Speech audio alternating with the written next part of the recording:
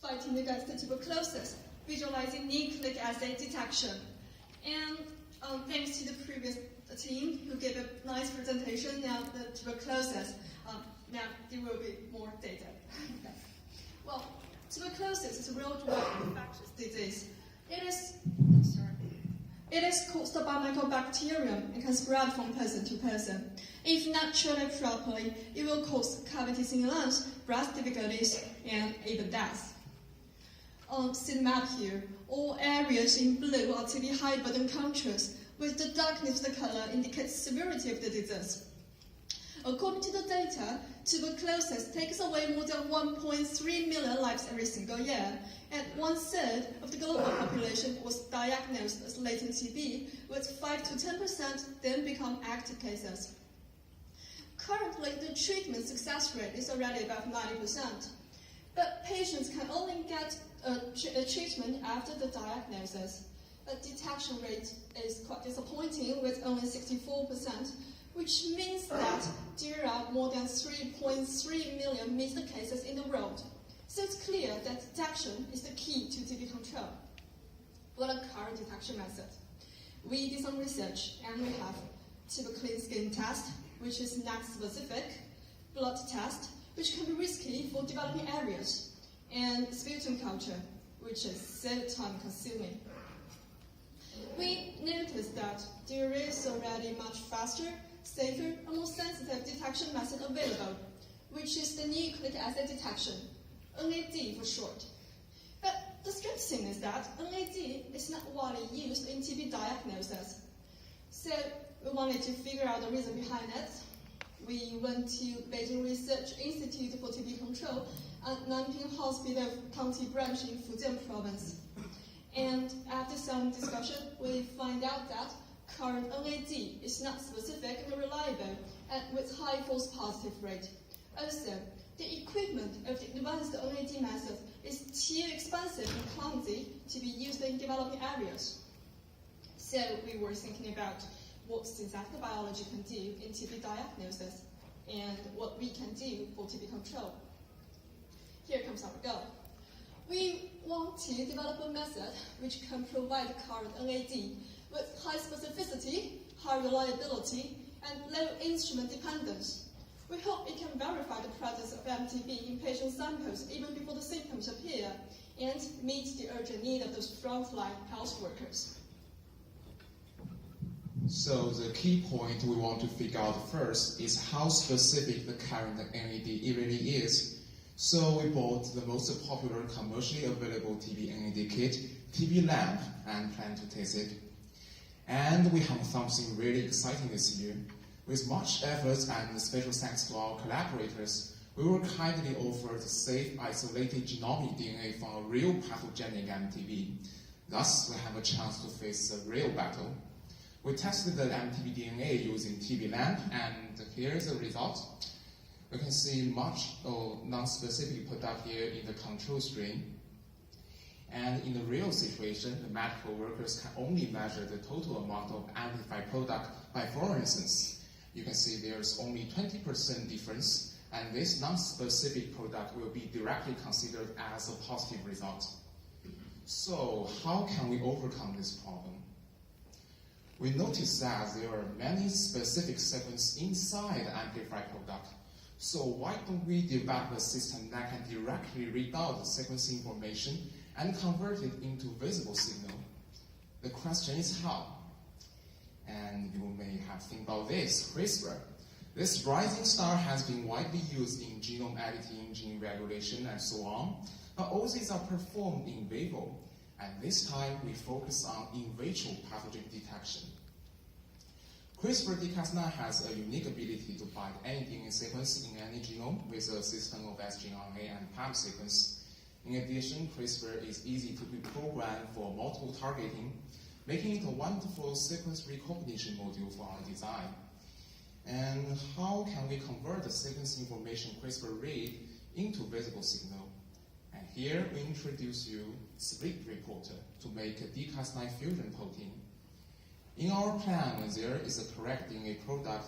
Two Cas9 fusion proteins are designed by specified target bases And this approach will allow the two fragments of split reporter get close enough to form a functional reporter protein. We named this total system design as paired Cas9 reporter, PC reporter for short. Firefly luciferase was chosen to be our reporter. It can be split and reconstituted. It can oxidize the luciferins and produce bioluminescence, which can be easily measured and quantified. To test whether split luciferase could work in our lab, we fused into the well-studied rapamycin-inducing protein dimer FKBP-FRB. And we measured bioluminescence. We can see the split luciferase produced strong light signal when rapamycin presented, which was identical to our expectation. However, when it comes to our PC reporter design, we cannot ignore that Cas9 is a huge protein and structurally complex. To develop an active PC reporter, there are three critical parameters need to be clarified: the architecture of furin protein, the orientation of GRN binding site pairs, and the length of skeletal sequence between two GRN binding sites. And first, we constructed 4 fusion proteins in different ways of reporter. And here's the result. Our PC reporters showed the strongest activity at 21 base pair, which we think should be the optimal spacer length. And at this distance, the two fusion proteins are just on the same side of DNA double helix. As the spacer length grows when the two proteins bind on the different side of DNA double helix, the reconstitution of split luciferase becomes unstable and displays a weaker signal. And the signal becomes strong again when the two proteins split back on the same side. And finally, the distance is too long for the reconstitution of split luciferase. And so far, we have confirmed the configuration of our PC reporter. Each PC reporter in our design can read out sequence information of 44 base pair. And we are wondering if the PC reporter has the specificity we want. We set 3 groups: a positive group with both GRN binding sites, and half-pair group, and the negative group. We can see the positive group even show the signal 14-fold stronger than that of the half-pair group, which rarely appears in the real situation, and we can see that the specificity of our PC reporter is really good. Furthermore, to explore the sensitivity of our PC reporter, we set a series of target concentrations. We can see that our PC reporter is still active at concentration of 0.1 nanomole per liter. And at the limiting concentration of 0.01 nanomole per liter, we perform a multiplex readouts by adding different PC reporters simultaneously. In this way, you can read more sequence information at one time and get an enhanced signal. And this time, we finished the basic test. We don't want to stop here. We are eager to demonstrate our PC reporter with a real MT genome. Back to where our design started, we successfully improved the specificity of NAD by 60-fold. And now we can distinguish the true positive from false positive results that could not be verified before. Moreover, we did the gradient dilution of MTB genome, just like doctors do in the real TB diagnosis. We even set a 1 genome copy group. And after the PCR amplification and the product detection using our PC reporter, we were excited to see the great results from all these samples. And to our delight, there's even a strong signal observed from the 1 genome copy sample. So we can say that this combination of common PCR and our PC reporter is really effective to be used in the real TB diagnosis. To summarize, we designed due to this interference. So how can we solve this problem? We noticed that through single-site detection, we read only a limited proportion of MTB genome.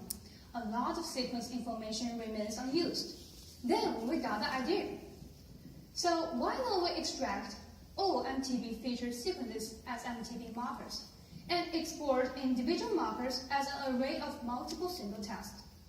Then, even if some single test fail, some single marker fail, we can still use statistic method to determine the confidence of TB diagnosis. Oh, we had a wild dream of MTB whole genome sequence array, but we were also in pursuit of the most validity of every single marker. Thus, we developed an algorithm to select the most specific sequences of MTB. Let's take a look at the details. First, we identify all SGRN binding sequences by enumerating palm throughout MTB genome. Then, as we hope to take sample directly from mouth, we need to avoid the interference from environmental nucleic acid. So we align all SGRN binding sequences with human oral metagenome and discarded not orthogonal ones.